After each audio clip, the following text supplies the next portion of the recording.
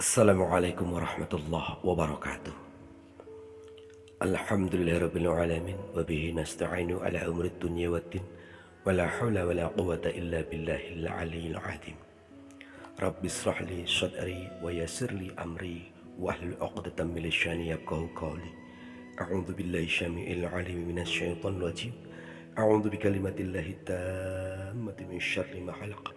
Bismillahilladzi la yadhurru ma'a ismihi syai'un fil ardi wala fis samaa'i wa huwas samii'ul 'aliim. Barakallah. Semoga kita semua selalu dalam lindungan Allah Subhanahu wa taala. Dianugerahkan kesehatan panjang usia yang barokah. Keluarga yang selalu dalam ridhonya Allah Subhanahu wa taala. Keluarga yang sejahtera, keluarga yang bahagia, keluarga yang sakinah mawaddah warahmah, anak-anak yang soleh dan soleha.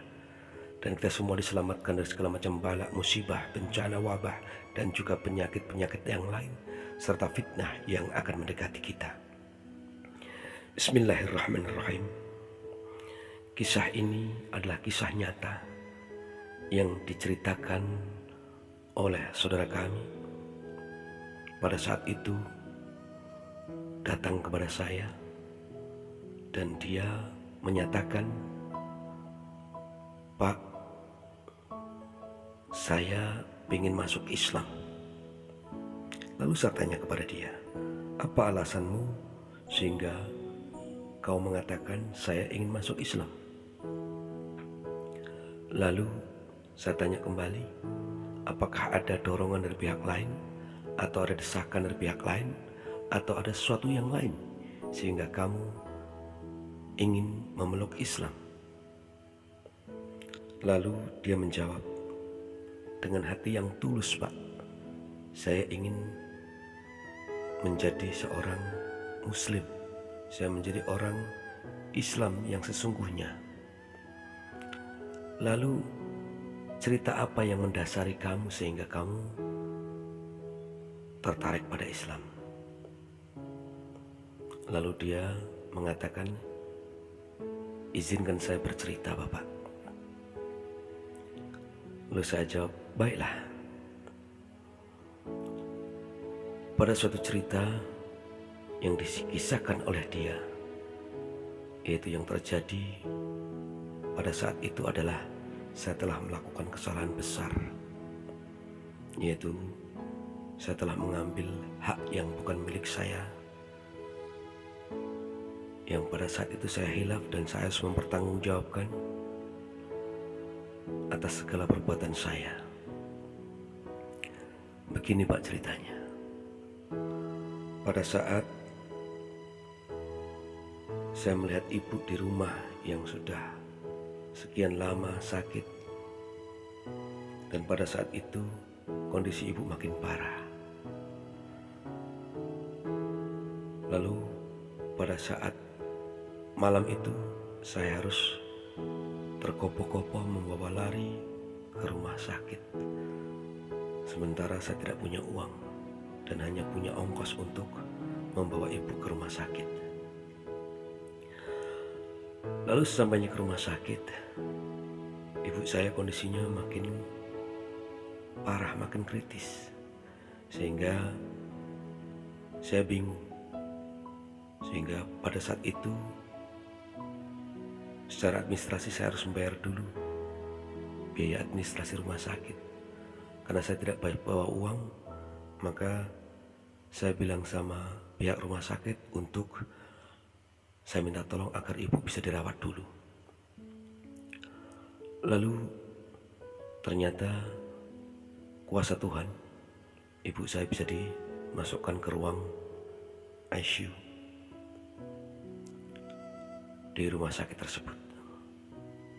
Setelah ibu masuk rumah sakit, pikiran saya bingung. Akhirnya saya pulang dari rumah sakit dengan tergesa-gesa dan saya pergi ke rumah paman, karena saya tahu rumah paman dan di mana tempat menyimpan perhiasannya saya juga tahu. Karena tidak pernah terfikir oleh saya selama ini untuk mengambil hak milik orang lain seperti yang diajarkan oleh bapak dan ibu saya. Lalu pada saat malam itu pun juga, saya dengan berat hati, tanpa izin, saya mencuri perhiasan dari tante saya. Dan malam itu pun juga, saya langsung berangkat ke rumah sakit. Dan saya menjual sedapatnya agar saya bisa membayar rumah sakit tersebut. Dengan hasil curian dari rumah paman saya. Apakah paman saya tahu atau tidak? Saya tidak berpikir lagi. Setelah itu saya lari dan saya menjualnya. Lalu pada saat itu, malam itu, ibu saya masih di ruang ICU. Dan setelah saya bereskan untuk pembayaran di awal, maka tidak lama kemudian saya mendatangi ibu saya. Dan ibu saya kondisinya makin kritis. Karena di ruang ICU tidak bisa untuk serta-merta ditunggu terus-menerus, dan saya menunggu di luar. Lalu setelah sekian lama saya menunggu di depan ruang ICU, akhirnya dokter memanggil saya bahwa ibu kondisinya adalah sangat kritis.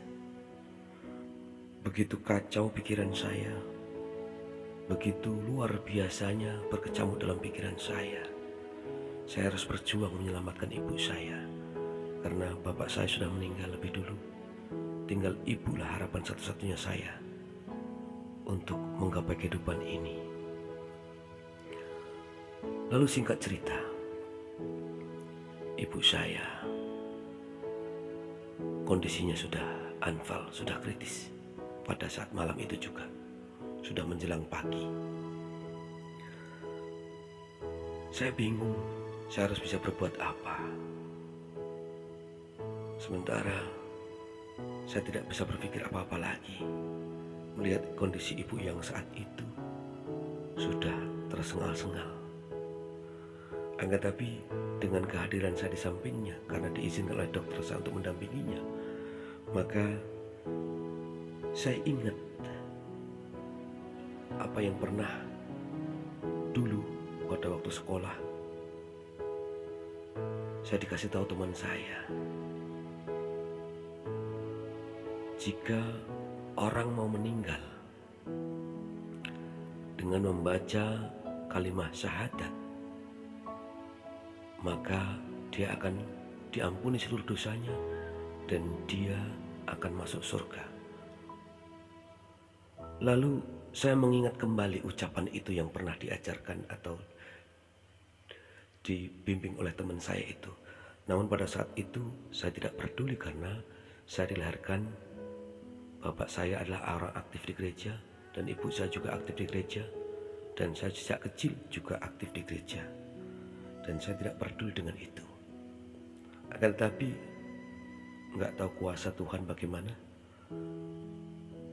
Pada saat ibu yang kondisinya sudah tersengal-sengal, sudah anfal, lalu saya beranikan diri untuk mendekatkan kepada telinga dari ibu saya.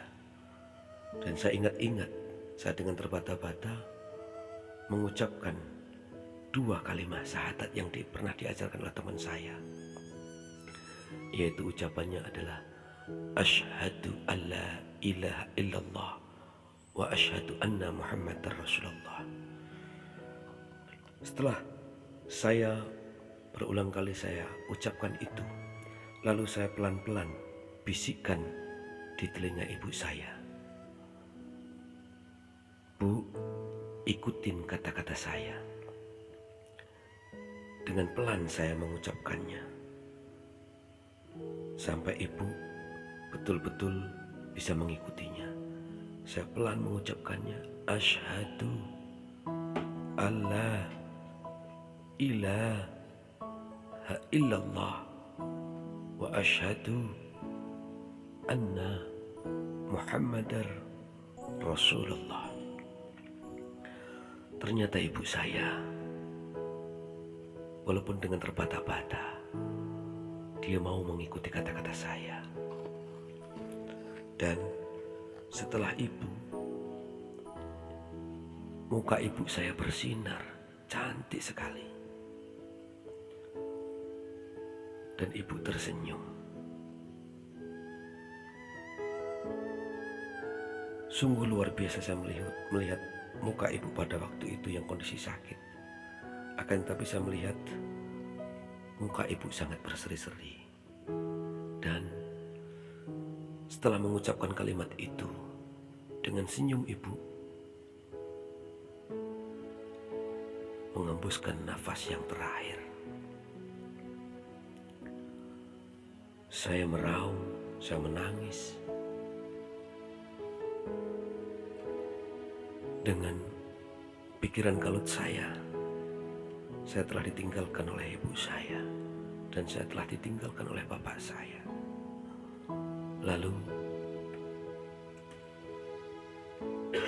setelah dinyatakan oleh dokter bahwa ibu saya meninggal malam pagi itu, saya langsung membawa ibu pulang dan menguburkan seperti layaknya seorang muslimah. Dan saya menolak untuk dikuburkan secara umumnya, keyakinan kami yang sebelumnya, karena ibu saya sudah mengucapkan 2 kalimat syahadat pada saat menjelang ajalnya. Pada waktu itu tidak ada yang percaya, bahkan orang gereja pun tidak ada yang percaya. Akan tapi saya berteriak, ibu saya sudah mengucapkan 2 kalimat syahadat yang saya ajarkan kepada ibu. Dan setelah itu baru saya dijemput polisi dan dimasukkan ke dalam sel. Lalu dia datang kepada saya menceritakan itu. Pak, apakah saya boleh memeluk agama Islam? Sebagaimana saya melihat senyum wajah seorang ibu yang meninggal dalam keadaan senyum. Lalu saya katakan kepada dia, Dek, kamu sudah muslim, kamu sudah Islam. Apakah selama ini kamu pernah melakukan sholat? Belum pernah.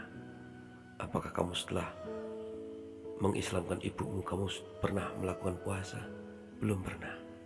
Makanya untuk ini Pak, saya ingin masuk Islam. Lalu disaksikan oleh teman-teman dan juga santri yang lain. Saya ulang kembali dengan ucapan yang sama, yaitu mengucapkan asyhadu an la ilaha illallah wa asyhadu anna Muhammadar Rasulullah. Saya bersaksi bahwa tidak ada Tuhan yang berhak disembah selain Allah. Dan saya bersaksi bahwa Muhammad adalah utusan Allah yang terakhir. Lalu setelah itu saya peluk dia. Kamu sebenarnya sudah Islam semenjak kamu mensyahadatkan kepada ibumu. Iya, tapi saya pada waktu itu belum yakin, Pak. Jadi sekarang kamu sudah lebih yakin lagi untuk memeluk agama Islam? Sudah. Lalu kita ajarkan untuk dia bagaimana caranya untuk sholat, dan dia belajar untuk mengaji. Itulah kisah inspiratif buat kita yang orang muslim. Mampukah kita membawa ke orang tua kita mati dalam keadaan husnul khatimah? Mampukah kita membawa kebahagiaan bagi kedua orang tua kita memeluk agama yang diridhoi oleh Allah Subhanahu wa taala? Innad dina indallahil Islam. Satu-satunya agama yang diridhoi oleh Allah Subhanahu wa taala adalah agama Islam. Semoga dengan kisah ini bisa membawa kita lebih dekat dan lebih meyakini bahwa keyakinan akan Islam dan meyakini bahwa setelah mati segala sesuatunya akan dipertanggungjawabkan di hadapan Allah Subhanahu wa Ta'ala. Dan semoga kisah ini bisa membawa kita untuk selalu menggapai dalam ridhonya Allah dan mati dalam keadaan husnul khatimah. Terima kasih, semoga manfaat. Segala kebaikan datang dari Allah. Ma asabaka min hasanatin fa min Allah, wa ma asabaka min sayyi'atin fa min nafsik. Dan jika ada kekurangan dan keburukan terhadap apa yang saya sampaikan, maka kekurangan itulah milik saya pribadi. Akhir kalam, wabillahi taufik wal hidayah. Assalamualaikum warahmatullahi wabarakatuh.